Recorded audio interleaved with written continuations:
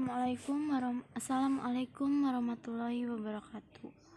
Baik, pada kesempatan kali ini saya akan sedikit menjelaskan tentang apa itu ventilasi mekanik. Sebelumnya saya mohon izin Ibu kepada dosen pengampu Ibu Resmila Sartika SKPMKEP. Sebelumnya perkenalkan, saya Melisa Lestari, mahasiswi Institut Medika Dr. Gigi Suherman, Prodi S1 Keperawatan semester 7. Langsung saja ya, di sini ada pendahuluan. Yang pertama adalah pemasangan ventilator mekanik atau ventilasi mekanik secara invasif adalah salah satu tindakan medis untuk mengatasi kondisi kritis pasien nafas yang dirawat di unit perawatan intensif atau ICU.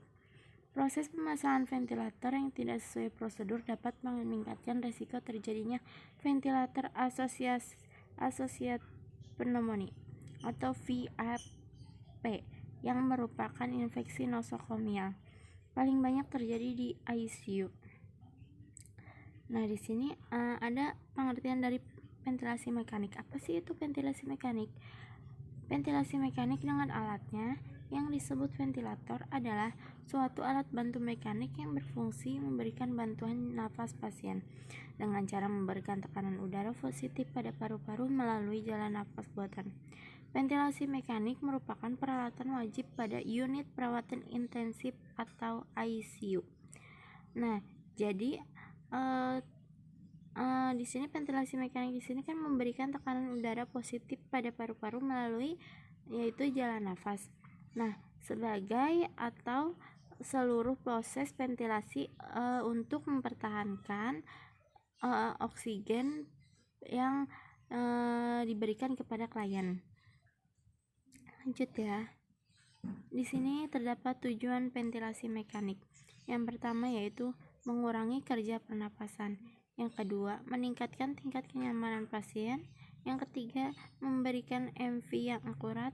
Yang keempat, mengatasi ketidakseimbangan ventilasi dan perfusi. Yang kelima, menjamin hantaran oksigen ke jaringan adekuat.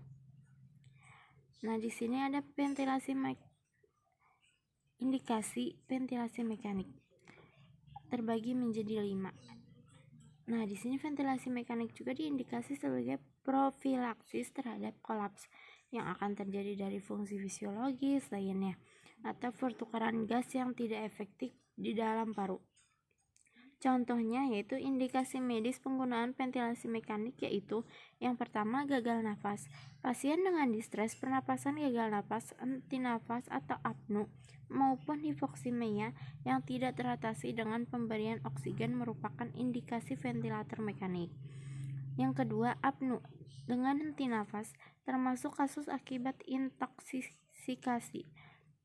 Nah, pasien apnu ini seperti pada kondisi kerusakan sistem saraf pusat katastropik membutuhkan tindakan yang cepat untuk pemasangan ventilator mekanik.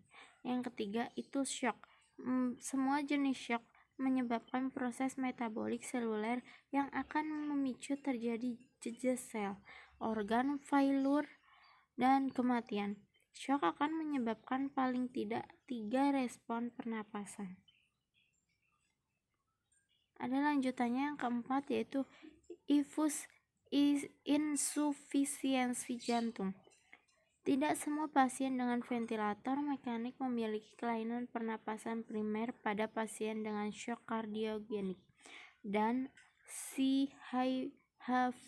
Peningkatan kebutuhan aliran darah pada sistem pernapasan sebagai akibat peningkatan kerja napas dan konsumsi oksigen dapat mengakibatkan jantung kolaps. Pemberian ventilator untuk mengurangi beban kerja sistem pernapasan sehingga beban kerja jantung juga dapat berkurang. Nah, yang kelima di sini ada disfusi neurologis. Pasien dengan GCS 8 atau kurang yang berisiko mengalami apnu berulang juga mendapatkan ventilator mekanik. Jadi dengan pasien yang ber-GCS 8 kan dia untuk pernapasan agak sesak gitu mungkin. Jadi dia berulang-ulang akan mendapatkan ventilasi mekanik atau ventilator, pemasangan ventilasi mekanik. Nah, di sini ada klasifikasi ventilasi. Ventilasi mekanik diklasifikasikan berdasarkan cara alat tersebut mendukung ventilasi dua kategori umum, yaitu yang pertama ventilator tekanan negatif. Nah, ventilator tekanan negatif di sini, prinsip dari ventilator jenis negatif ini dapat mengeluarkan tekanan negatif pada dada eksternal.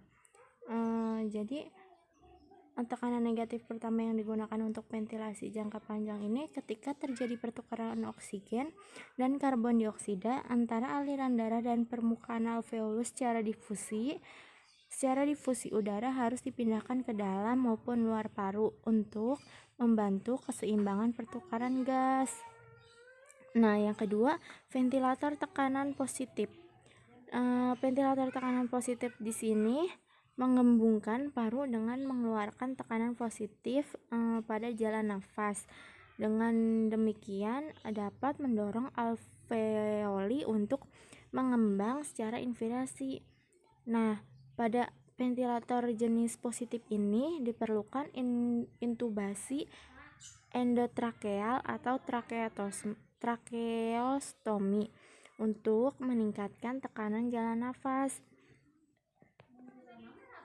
Nah, yang selanjutnya di sini ada komplikasi.